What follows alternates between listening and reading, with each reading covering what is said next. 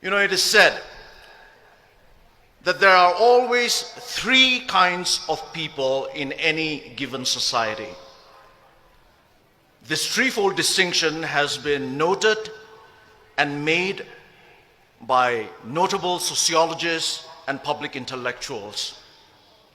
But this threefold distinction of the three kinds of people, it was first identified and first stated by the supporters and founders of democracy in ancient Greece. For the Greek people, the people who in many ways gave us the modern civilized world, for the Greek people, the first kind of people in any given society are the idiots. For the Greeks, the idiot is not necessarily someone who is mentally deficient. Rather, for ancient Greek people, the idiot, they said, is someone who is a totally private person, a totally self-centered person, and a totally selfish person. They called him the idiot. The idiot, he is always out for his personal gain and his personal interests. He does not have a public philosophy.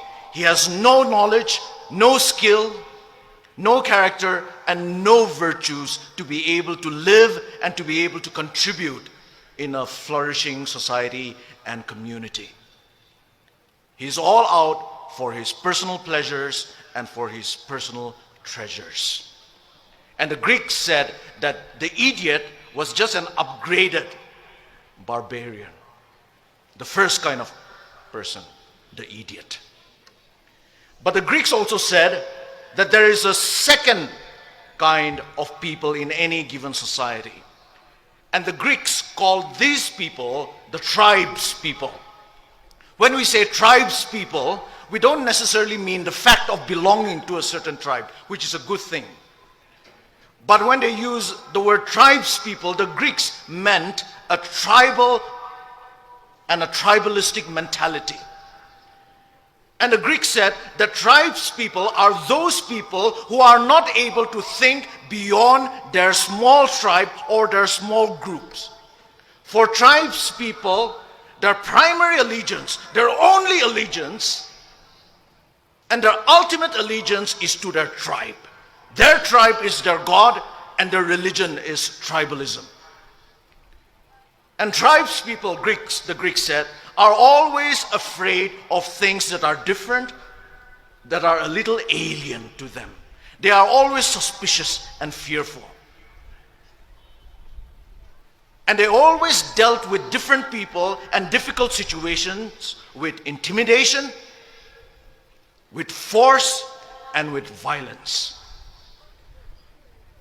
And the Greeks also said that the ideal person for tribes people is the warrior, because tribes people are a war-making people. Their ideal is the warrior. But it was not so for the Greeks. For the Greeks, there was another kind of people, another kind of a person, and that was the ideal person. And the Greeks called this ideal person the citizen. The citizen.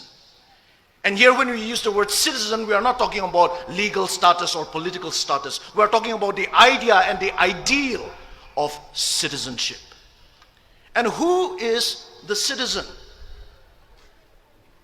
The citizen, according to the Greeks, is someone who has the skills and the knowledge to live a public life, who is able to live a life of civility.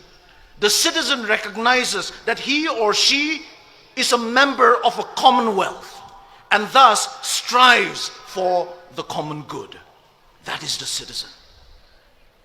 The citizen, yes, he or she knows his or her rights in a society. But he or she also knows his or her responsibilities to society.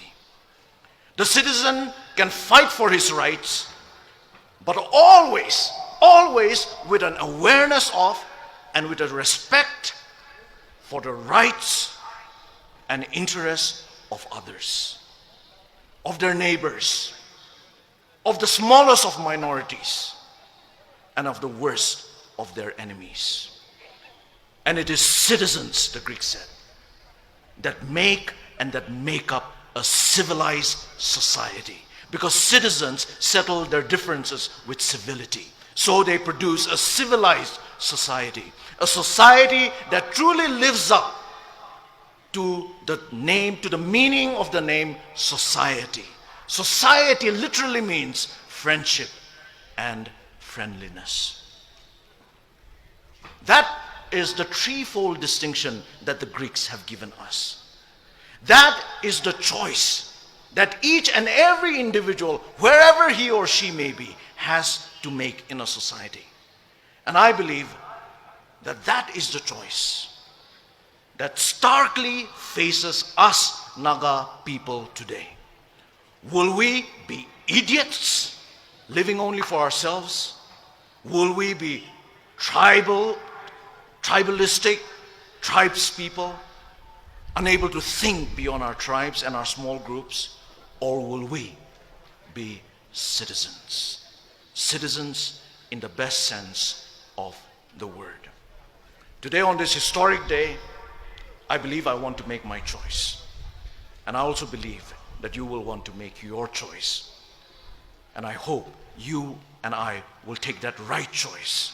And it is with that hope that I want to finally address you, ladies and gentlemen, as my fellow Naga citizens. May God bless you, and may God bless our Naga people. Thank you. Thank you, Dr. Kevichuse.